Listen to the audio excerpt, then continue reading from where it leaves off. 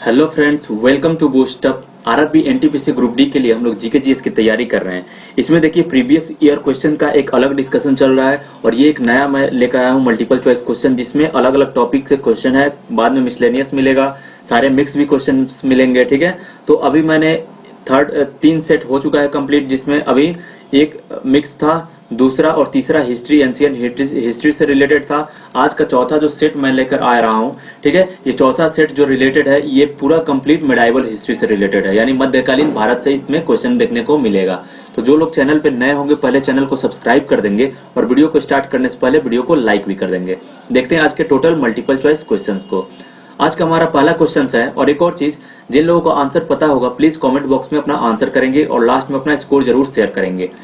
देखिए, मोहम्मद गोरी ने पहली बार भारत पर आक्रमण कब किया था?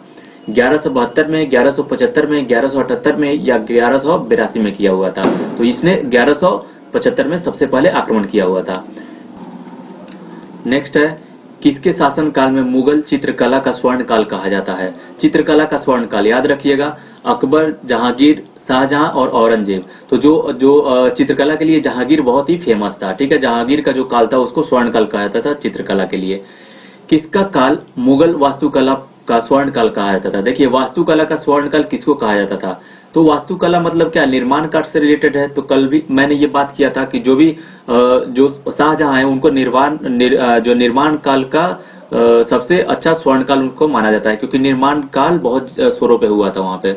ऑप्शन सी इसका करेक्ट आंसर होगा। और देखिए, शाहजहां ने क्या किया था? शाहजहां के काल को मुगल का वास्तुकला का स्वर्ण युग कहा जाता है। इसकी प्रमुख इमारतें कौन कौन सी? ताजमहल जो आगरा में है, लाल किला है दिल्ली में है, मोती मस्जिद आगरा में है और जामा मस्जिद दिल्ली में है। ठीक है, नेक्स्ट है, मोहम्मद बिन कासिम ने भारत पर आक्रमण कब किया था? 711 में, 712 में, 713 में या 714 में? तो ये 712 में किया था। ऑप्शन 20 का करेक्ट आंसर हो जाएगा। और मोहम्मद बिन कासिम वह पहला मतलब बाहर का मुसलमान था, पहला मुसलमान था जिन्होंने भारत पर आक्रमण किया था, मोहम्मद बिन कासिम ही था। नटराज की कांस्य मूर्ति किस वंश से संबंधित है? चोल से है, चेर से है या पांडे से है या राष्ट्रकूट से है? तो ये करेक्ट आंसर हो जाएगा, चोल वंश से ये संबंधित है। नटराज की जो मूर्ति होती है उसमें शिव का जो तांडव किए हुए दिखाया गया रहता है, शिव का तांडव से रिलेटेड है उसमें। ब्रिटेन की रानी एलिजाबेथ प्रथम किसके समकालीन थी? बताइए, एलिजाबेथ जो प्रथम थी किसके समकालीन थी? वो अकबर के, जहांगीर के, शाहजहां के या औरंगजेब के? तो ये अकबर के समकालीन हुआ करती थी। किताब अल हिंद की रचना किसने की थी? बलबन ने, अलबरूनी ने, अमीर खुसरो ने या इब्न बतूता ने? तो ये अलबरूनी के द्वारा किया गया था। ऑप्शन 20 का करेक्ट आंसर होगा। अलाई दरवाजा किसका प्रवेश द्वार है? देखिए, जो अलाई दरवाजा है वो कुतुब मीनार का प्रवेश द्वार है। ऑप्शन ए इसका करेक्ट आंसर हो जाएगा। देखिए ये किस तरह से है, यहाँ पे जो आप लोगों को दिख रहा है, यहाँ पे अलाई का ये दरवाजा हो गया और इसी से होकर आप यहाँ पे कुतुब मीनार के अंदर प्रवेश कर सकते हैं।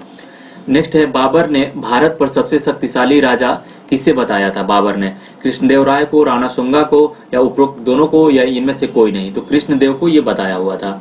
देखिए, कृष्णदेव राय विजयनगर साम्राज्य के सबसे महान राजा थे। उनका राज वर्तमान तमिलनाडु, केरल, उड़ीसा, कर्नाटक, आंध्र प्रदेश में फैला हुआ था। नेक्स्ट है, मेहरुनिसा किस नाम से प्रचलित थी? नूरजहां, मरियम जमनी या सलीमा या इनमें से कोई नहीं? तो ये नूरजहां के नाम से फेमस थी। ये जहांगीर की पत्नी थी। नूरजहां जहांगीर नाम दिए हुए थे। ठीक है, नेक्स्ट है, अकबरनामा किस भाषा में है? फारसी में है या चगताई में है, उर्दू में है या हिंदी भाषा में है? तो ये फारसी भाषा में है। ठीक है, नेक्स्ट है, महमूद गजनवी के साथ कौन भारत आया हुआ था? अलबरूनी आया था, अमीर खुसरो, इब्न बतूता या इनमें से कोई नहीं? तो अलबरूनी आया हुआ था। ऑप्शन ए इसका करेक्ट आंसर होगा। औरंगजेब किस वाद्य यंत्र बजाने में निपुण था? तबला बजाता था, सितार या ढोलक या वीणा? तो ये वीणा बजाया करता था। ऑप्शन डी इसका करेक्ट आंसर होगा। निम्नलिखित में सही क्रम सुमेलित करना है। कौन सा क्रम इसमें से सही है बताना है। पहले तुगलक आया, खिलजी आया, गुलाम आया, लोदी आया या लोदी खिलजी गुलाम तुगलक या तुगलक खिलजी लोदी गुलाम या गुलाम खिलजी तुगलक और लोदी? तो देखिए, सबसे पहले आया था गुलाम, फिर आया खिलजी, फिर आया तुगलक, तुगलक के बाद सैयद आया था, लेकिन इसमें नहीं है, 4 ही का बताया गया है। उसके बाद लोदी आया हुआ था। इसके बाद जो था वो बाबर आ गया था। ठीक है, यानी वहां से आ गया था, मुगल हमारे आ गए थे। तो ऑप्शन डी इसका करेक्ट आंसर हो जाएगा। नेक्स्ट है, 1576 का वर्ष किस युद्ध के लिए प्रसिद्ध था? हल्दी घाटी का युद्ध, तराइन का युद्ध, पानीपत द्वितीय युद्ध हुआ था या इनमें से कोई नहीं? तो हल्दी घाटी का युद्ध हुआ था। ठीक है, और जो हल्दी घाटी का युद्ध हुआ था वो 21 जून 1576 को हुआ था, राणा प्रताप और अकबर के सेनापति मानसिंह के बीच में हुआ था। ठीक है, नेक्स्ट है पानीपत का तीसरा युद्ध किसके बीच हुआ था? राजपूत और मराठा के बीच में, राजपूत और अफगान के बीच में, अफगान और मुगल के बीच में, या मराठा और अफगान के बीच में? तो पानीपत की जो तीसरी लड़ाई हुई थी जो कि 1761 में हुई थी वो मराठा और अफगान के बीच में हुई थी। ऑप्शन डी इसका करेक्ट आंसर हो जाएगा। और देखिए पानीपत की पहली लड़ाई हुई थी 21 अप्रैल 1526 में जो बाबर और इब्राहिम लोदी के बीच में हुई थी। ठीक है, और लोदी वंश का यहाँ पे सर्वनाश हो गया था और यहाँ से जो था वो मुगल वंश का नींव रखा गया था जो बाबर ने रखा था, बाबर इसमें जीत गया था। नेक्स्ट आता है दूसरी लड़ाई 5 नवंबर 1556 में हुआ था जो बैरम खां अकबर का सेनापति जनरली या अकबर और हेमू के बीच में हुआ था जिसमें हेमू पराजित हो गया था। और तीसरी लड़ाई होती है 14 जनवरी 1761 जो अभी बात हुआ है मराठा और ये अफगान का जो था अहमद शाह अब्दाली के बीच में हुआ था, पानीपत की तृतीय लड़ाई। नेक्स्ट है बहमनी साम्राज्य की राजधानी कहाँ थी? बुलबरगा थी या बरार था, अहमदनगर था या हम्पी था? तो इसका करेक्ट आंसर हो जाएगा ऑप्शन नंबर ए बुलबरगा। नेक्स्ट है तुंगभद्रा के तट पर कौन सा साम्राज्य विकसित हुआ था? विजयनगर, बहमनी साम्राज्य या चालुक्य हुआ था या चोल हुआ था? तो ये विजयनगर हुआ था। नेक्स्ट है सड़कें आजम किन शहरों को जोड़ती है? आगरा दिल्ली को, आगरा काबुल को, आगरा सासाराम को या सासाराम और देवगिरी को? तो ये सासाराम और आगरा और सासाराम को जोड़ती है जो किसके द्वारा बनाया गया था? ये शेरशाह सूरी के द्वारा बनाया गया था। सड़के आजम का निर्माण शेरशाह सूरी ने कराया था जिसे अपनी राजधानी आगरा से गृहनगर जहां पे उसका जन्म हुआ था सासाराम में उसी के बीच में उन्होंने बनवाया हुआ था। नेक्स्ट है रुकैया बेगम किस मुगल शासक की पत्नी थी? बताइए, हुमायूं की, अकबर की, जहांगीर की या शाहजहां की? तो जो रुकैया बेगम थी वो अकबर की सबसे पहली थी बेगम। ठीक है, नेक्स्ट है रजिया सुल्तान किसकी पत्नी थी? अल्तुनिया की थी, इल्तुतमिश की, बलबन की या इनमें से कोई नहीं? तो ये ऑप्शन ए इसका करेक्ट आंसर होगा अल्तुनिया की। रजिया सुल्तान इल्तुतमिश की बेटी थी। खिज्र खान ने किस वंश की स्थापना किया हुआ था? खिलजी वंश का, तुगलक वंश का, सैयद वंश का या गुलाम वंश का? तो इन्होंने सैयद वंश का स्थापना किया हुआ था। ग्रैंड ट्रंक रोड का निर्माण किसने कराया था? अकबर ने, औरंगजेब ने, शेरशाह सूरी ने या जहांगीर ने कराया हुआ था? जो कि कहां से है? कोलकाता से लेकर अभी अमृतसर तक ये रोड है, शेरशाह सूरी के द्वारा ये बनाया गया था। ठीक है, जब्ती प्रथा और 10 सल्ला प्रथा किसने शुरू कराया था? बताइए। देखिए जब्ती प्रथा और 10 सल्ला दोनों सेम ही प्रथा है। अलाउद्दीन खिलजी ने, टोडरमल ने, मानसिंह ने या इब्राहिम लोदी ने? तो ये टोडरमल के द्वारा ये चलाया गया एक पद्धति था जो कि टोडरमल जो था अकबर का क्या था? वो अकबर का वित्त मंत्री था। ठीक है, राजस्व संभालता था, कितना कर निर्धारण है ये काम वो करता था। तो 10 साला पद्धति इसका नाम इसलिए पड़ा क्योंकि ये क्या करता था? पिछले 10 साल का रिकॉर्ड देखता था कि कौन सा फसल किस प्रकार से हुआ है, कितना खर्च आया है, उसके हिसाब से कर निर्धारित करता था और वही 10 साल का स्टडी करके अगले 10 साल का कर निर्धारित करता था। तो वो 10 साला पद्धति कहा गया। नेक्स्ट है मीनाक्षी मंदिर का निर्माण किस काल में हुआ था? पांडव में, चोल में, चेर में या होयसल में? तो ये पांडव में हुआ था। नेक्स्ट है तैमूर ने भारत पर आक्रमण किसके समय में किया था? महमूद शाह, तुगलक के, अलाउद्दीन खिलजी, खिज्र खां या इनमें से कोई नहीं? तो उस समय जो भारत में जो जिसका शासन था वो था महमूद शाह तुगलक। ऑप्शन ए इसका करेक्ट आंसर होगा। इक्ता प्रथा का अंत किसने किया था? देखिए इक्ता प्रणाली का मतलब क्या होता है कि कुछ क्या किया जाएगा कि जो भी लोकल रूलर्स रहेंगे उनको कुछ जमीन दिया जाएगा जो हारे हुए रहते हैं और उसमें क्या किया जाएगा? उनको कुछ सैनिक दिया जाएगा। ठीक है, और कुछ जमीन दिया जाएगा। वो जमीन पे अपना जो भी खेती वगैरह करवाना है करवा के राजस्व वसूली करके उतना सैनिक का उसको संरक्षण देना है और युद्ध के लिए तैयार करना है। तो ये किसने खत्म किया था? अलाउद्दीन खिलजी के द्वारा ये खत्म किया गया था। नेक्स्ट है चंगेज खान का समकालीन कौन था? इल्तुतमिश था, कुतुबुद्दीन ऐबक था, अलाउद्दीन खिलजी था या बलबन था? तो इसका करेक्ट आंसर हो जाएगा इल्तुतमिश। चंगेज जो खान था, चंगेज खान जो था वो बहुत ही बेरहम टाइप का इंसान था। वो जहां पे भी आक्रमण करता था वहां के लोगों को नरसंहार कर देता था सीधा। जहांगीर के दरबार में ब्रिटेन के शासक जेम्स थॉमस का कौन सा राजदूत आया हुआ था? ठीक है, जेम्स हे आया था या थॉमस रो आया था, थॉमस हवर्ड आया था या इनमें से कोई नहीं? तो थॉमस रो ठीक है आया था। ऑप्शन नंबर बी इसका करेक्ट आंसर होगा। बाबरनामा मूल रूप से किस भाषा में लिखी गई थी? देखिए पहले दूसरी भाषा में लिखी गई थी, बाद में उसका ट्रांसलेट किया गया था। तो ये पहले किस भाषा में लिखा गया था? ये चगताई भाषा में लिखा गया था। ठीक है, देखिए बाबरनामा की रचना बाबर ने की थी और यह मूल रूप से चगताई भाषा में लिखी गई थी। इसका अबुल फजल जो थे वो फारसी में तुजुके बाबरी नाम से अनुवाद किया हुआ था। क्लियर है?